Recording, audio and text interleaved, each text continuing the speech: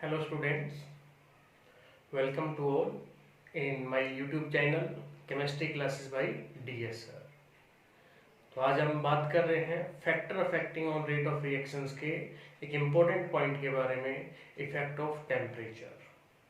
6 factor हमने discuss किए थे, उनके कुछ सब पार्ट थे। तो उन 6 फैक्टर में से 5 फैक्टर हमारे कंप्लीट हो चुके हैं डिटेल के साथ। आज 6th फैक्टर की बात करेंगे, उसमें हम बात करेंगे इफेक्ट ऑफ टेम्परेचर की। तो टेम्परेचर का इफेक्ट क्या होगा, तो ये पाया गया कि every 10 degree rise in temperature the rate constant and the rate of reaction become double और इवन ट्रिपल इन सम केसेस।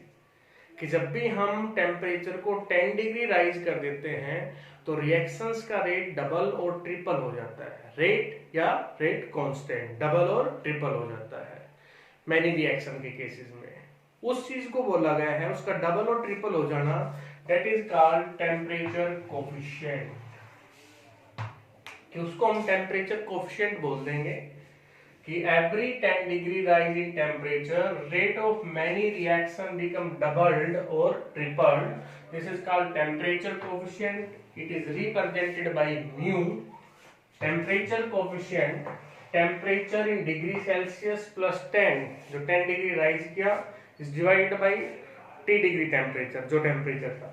तो रेट कांस्टेंट, जो टेम्परेचर कोफिशिएंट आपका, उसकी वैल्यू 2 आती है या 3 आती है, मतलब डबल और ट्रिपल हो गया है आपके पास रिएक्शंस का रेट।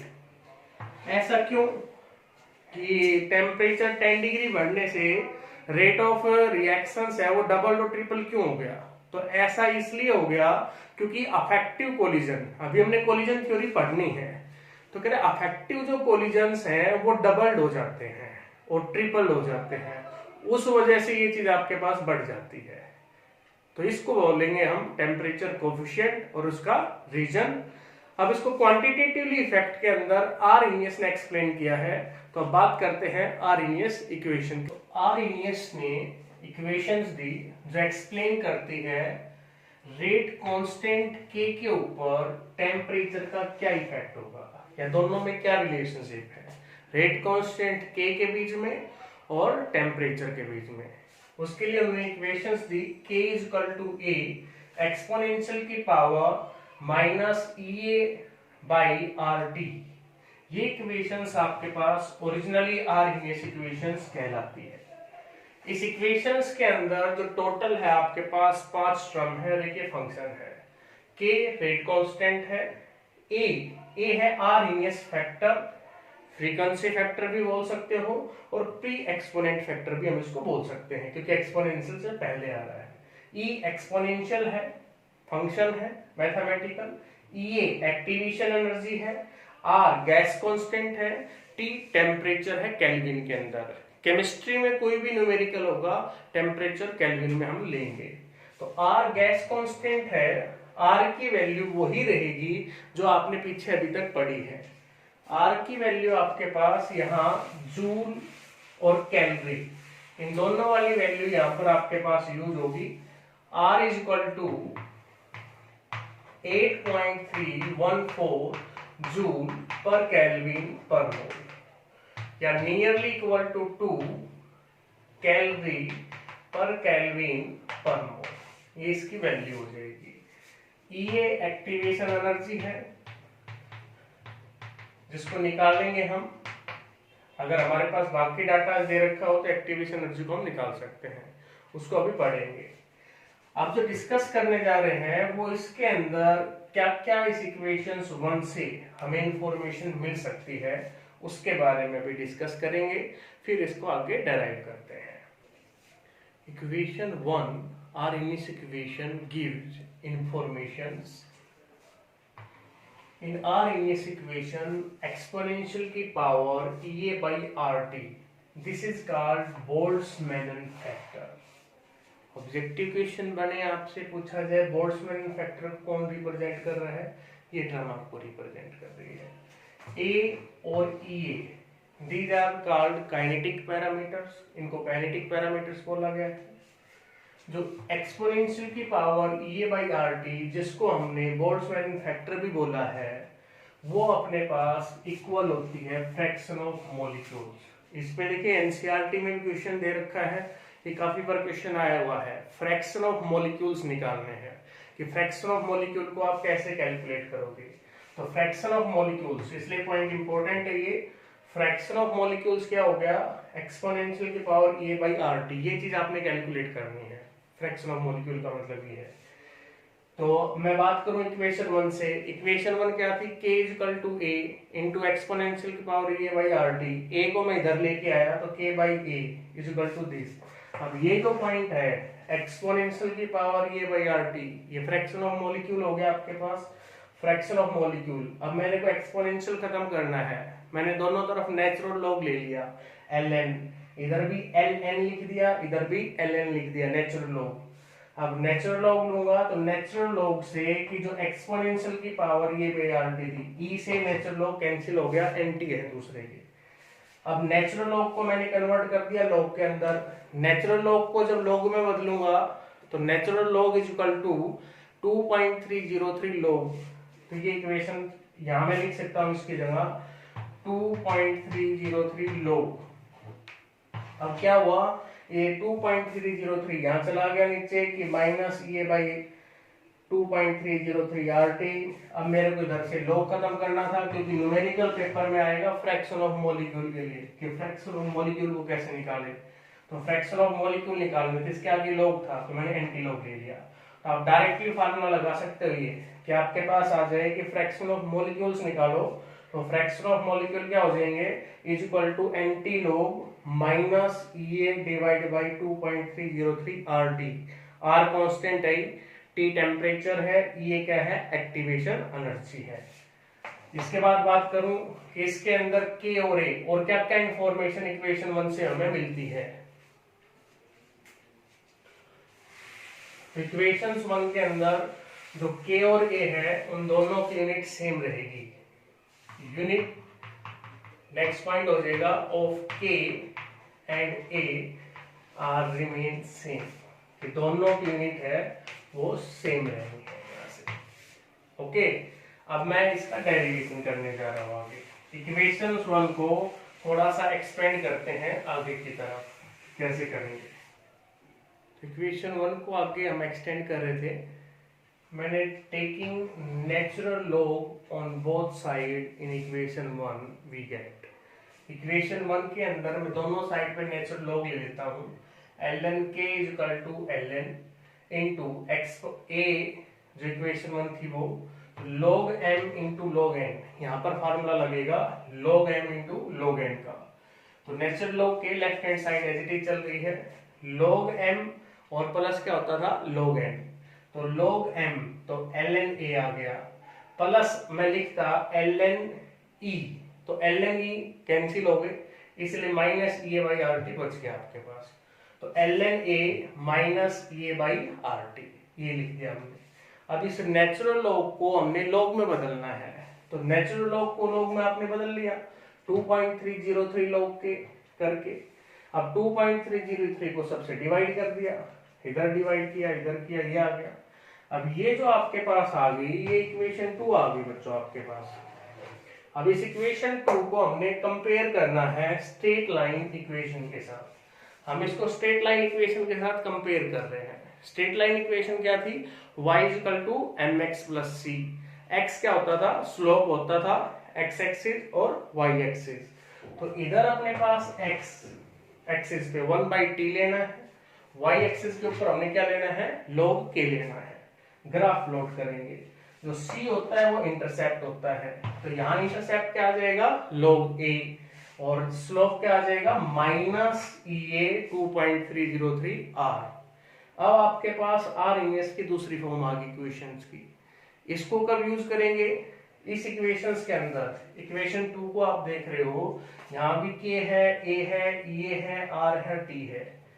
तो ये इक्वेशन 2 जनरली वहां यूज होती है जब आपको आर इनवर्स फैक्टर निकालना हो, जहां आपको फ्रीक्वेंसी फैक्टर निकालना हो, बाकी चीजें गिवन मिलती है, तो वहां इक्वेशन 2 यूज होती है।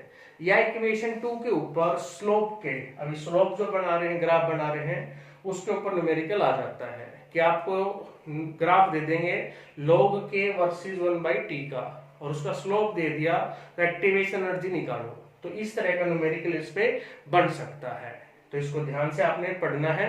अब इस पे ग्राफ की बात कर रहे थे, log k versus 1/t straight line equation के साथ हमने इसको कंपेयर किया था। स्लोप ऑफ द ग्राफ जब नेगेटिव होता है तो ग्राफ इस तरह का अपने पास आता है। तो स्लोप इक्वेशन 2 से जब कंपेयर कर रहे थे तो स्लोप इसके बराबर आया था -EA डिवाइड बाई 2.303 r। क्या होता है न्यूमेरिकल में, ये स्लोप की वैल्यू दे देंगे। स्लोप दे दिया आपको 5 × 10⁻⁻2 और आपसे पूछ ले कैलकुलेट एक्टिवेशन एनर्जी, तो ये चीज गिवन है, निकालने क्या है एक्टिवेशन एनर्जी। तो इन दोनों को इधर ले आओ। अब इस न्यूमेरिकल में 2.303 r की वैल्यू फिक्स है, जूल के अंदर अभी ली थी 8.314, तो बार बार मल्टीप्लाई करवाने की जरूरत नहीं है। 2.303 r इसकी वैल्यू आ जाएगी 19.14। सीधा न्यूमेरिकल में पुट करें, उसको बार बार मल्टीप्लाई करने में अपना टाइम खराब ना करें। तो यहाँ से स्लोप आ गया और ये जो लाइन है, ये जो एरिया है, ये आपका इंटरसेप्ट आ गया। इंटरसेप्ट आपके पास log a के बराबर आ गया, जो फ्रीक्वेंसी फैक्टर को रिप्रेजेंट कर रहा है। तो ग्राफ से हमें दो काइनेटिक पैरामीटर मिले, एक तो ये मिल गया, यहाँ से कह रहा है कि स्लोप जो है वो एक्टिवेशन एनर्जी देता है कि ग्राफ से इंफॉर्मेशन हमें क्या मिलती है, और जो इंटरसेप्ट है वो हमें फ्रीक्वेंसी फैक्टर के बारे में बताता है, ए के बारे में बताता है। और क्या क्या इंफॉर्मेशन अभी तक हमने सीखी एक्टिव आरएनएस इक्वेशन से, कि रेट ऑफ रिएक्शन इंक्रीज हो जाएगा with increase in temperature at same activation energy. अगर आप एक्टिवेशन एनर्जी को कांस्टेंट रखते हो और टेम्परेचर को बढ़ाते हो तो रेट ऑफ रिएक्शन बढ़ेगा, रेट कांस्टेंट बढ़ेगा। सेकेंड पॉइंट में कहता है rate of reaction increase with decrease in activation energy. Activation energy जितनी कम होगी रेट ऑफ रिएक्शन उतना ही ज्यादा होगा। Rate of reaction inversely proportional होता है एक्टिवेशन एनर्जी के, तो डिक्रीज इन एक्टिवेशन एनर्जी में ज्यादा हो जाएगा। क्या आपने टेम्परेचर और कंसंट्रेशन दोनों को सेम रख लिया और एक्टिवेशन एनर्जी को कम कर दिया तो रेट ऑफ रिएक्शन भी बढ़ेगा, रेट कांस्टेंट भी बढ़ेगा। अब पढ़ लेते हैं थर्ड फॉर्म आरएनएस इक्वेशंस की, क्योंकि आरएनएस इक्वेशन ने बताया कि जो के है रेट कांस्टेंट है वो फंक्शन है किसका, टेम्परेचर का। तो दो अलग अलग टेम्परेचर के ऊपर आरएनएस इक्वेशन कैसे हम बना सकते हैं उसके बारे में बात करेंगे, और उस इक्वेशन पर भी सीबीएसई के अंदर न्यूमेरिकल आता है। फर्स्ट ऑर्डर रेट कांस्टेंट के ऊपर जो पीछे पढ़ चुके हैं, बहुत इंपॉर्टेंट था, गैसियस फेज भी और सॉल्यूशन फेज भी, उन दोनों पर नहीं आ पाता तो इसके ऊपर आता है आरएनएस इक्वेशन की जो थर्ड फॉर्म अभी हम डिस्कस कर रहे हैं उसके बारे में। फ्रॉम इक्वेशंस 2 हम नेक्स्ट फॉर्म ड्राइव कर रहे हैं आरएनएस इक्वेशन की। इक्वेशंस 2 को मैंने ऐसे लिख लिया बेटे, log k equal to log a minus EA 2.303 r into 1/t। Temperature T1 कि जब अपने पास टेम्परेचर T1 है एट उसके ऊपर जो रेट कांस्टेंट है वो K1 हो जाएगा अपने पास। क्यों? क्योंकि रेट कांस्टेंट किसका फंक्शन है, टेम्परेचर का। तो T1 टेम्परेचर पे रेट कांस्टेंट K1 हो गया। इक्वेशंस 2 में अगर मैं ये बात पुट करूं तो log K1 is equal to log A as it is EA 2.303 r into 1/T1। Similarly अगर मैं टेम्परेचर को T2 कर देता हूं तो रेट कांस्टेंट क्या हो जाएगा, K2 हो जाएगा। तो इक्वेशंस 2 को हम किस तरीके से लिख लेंगे फिर, log K2 log A this and this. यहाँ से दो इक्वेशंस आपके पास बन गई, T1 वाली इक्वेशन थर्ड, T2 वाली इक्वेशन फोर्थ। अब मैं क्या करता हूँ, इक्वेशन 4 माइनस इक्वेशन थर्ड कर देता हूँ। तो राइट वाली चीज राइट में माइनस, तो लेफ्ट वाली चीज लेफ्ट में माइनस होगी, राइट वाली चीज राइट में माइनस होगी। तो लेफ्ट में क्या दे रखा आपको, K2 K1। तो equation 4 minus equation 3 we get 4 में से इक्वेशन थर्ड को हमने सब्ट्रैक्ट किया और हमें क्या मिलेगा, equation 4 minus equation third, left वाले को लेफ्ट में राइट वाले को राइट में सब्ट्रैक्ट करते हैं। log A से log A कैंसिल हो जाएगा, थर्ड वाला माइनस में माइनस माइनस प्लस हो गया, यहाँ पर ये डिवाइड बाई 2.303 यार ये कॉमन आ गया आपके पास, बच क्या गया 1/T1 minus 1/T2। Equation number 5 आ गई है अपने पास। कब यूज होगी, आमतौर पर मैक्सिमम टाइम आपको एक्टिवेशन एनर्जी निकालने में इक्वेशन यूज होती है। इस इक्वेशंस के अंदर 5 वेरिएबल है, K1 K2 T1 T2 और एक्टिवेशन एनर्जी R की वैल्यू फिक्स होती है। तो उनमें से 4 वेरिएबल की वैल्यू आपको गिवन मिलती है, किसी एक को आपको फाइंड आउट करना पड़ता है। आमतौर पर एक्टिवेशन एनर्जी निकालने के काम आती है इक्वेशन 5। तो equation 5 is use to calculate activation energy when T1 T2 K1 K2 values are known. जब इनकी वैल्यू हमें पता हो तब हम इसको यूज करेंगे इक्वेशन 5 को। इक्वेशन 3 को कब यूज करना था? ए की वैल्यू निकालने के लिए। अब बात कर लेते हैं इसके ऊपर थ्योरेटिकल क्वेश्चन। क्या एक्टिवेशन एनर्जी नेगेटिव हो सकती है? तो एक्टिवेशन एनर्जी ना तो कभी नेगेटिव होगी ना कभी जीरो होगी। क्लियर है बात? ये दोनों बातें अपने माइंड में सेट कर ले। एक्टिवेशन एनर्जी ना जीरो होगी ना नेगेटिव। सर क्यों नहीं हो सकती? नेगेटिव तो इसलिए नहीं होगी बेटा, अगर आपने एक्टिवेशन एनर्जी नेगेटिव ले ली। आर इन इस इक्वेशन की फर्स्ट इक्वेशन थी ये आपके पास फर्स्ट इक्वेशन, इस एक्सपोनेंशियल की जो पावर थी उसकी जगह मैंने एक्स लिख दिया, e की पावर माइनस एक्स। इसको एक्सपेंड करके लिखता हूं तो ये आता है 1 minus x plus x square by 2 factorial minus x 3 by 3 factorial and so on. इस तरीके से चलता रहेगा। हाइयर टर्म को अगर मैं नेग्लेक्ट भी कर देता हूं तो मेरे पास क्या बचेगा? 1 माइनस एक्स। अंदर मल्टीप्लाई करता हूं मींस k की value less than a। True है? k की वैल्यू a से कम रहेगी तो इसलिए नेगेटिव नहीं हो सकती। ये बात यहाँ से प्रूव हो गई है। क्योंकि अगर अब इसको लिखेंगे कैसे, ये तो मैथमेटिकल प्रूव कर दिया हम। थ्योरेटिकल कैसे लिखेंगे बेटा इसको? थ्योरेटिकल ऐसे लिखना है कि अगर हम एक्टिवेशन एनर्जी को नेगेटिव ले लेते हैं तो वहां अगर ले लेते हैं तो वहां पर k की वैल्यू बहुत ज्यादा आएगी a के कंपैरिजन में। रेट कांस्टेंट बहुत ज्यादा आ रहा है, कोलिजन बहुत कम हो रहे हैं, कोलिजन फ्रीक्वेंसी कम है।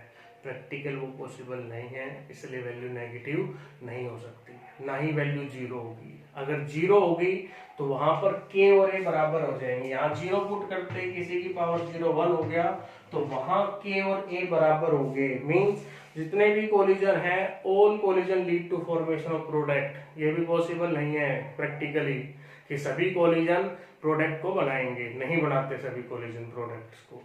तो दोनों चीजें पॉसिबल नहीं है। इसके बारे में हमने नेक्स्ट वीडियो के बारे में इसी को कंटिन्यू करेंगे। नेक्स्ट वीडियो के अंदर न्यूमेरिकल हम डिस्कस करेंगे आरएमएस इक्वेशंस की डिफरेंट फॉर्म के ऊपर। तो बने रहिए हमारे साथ बेटा और अपनी तैयारी अच्छे से करते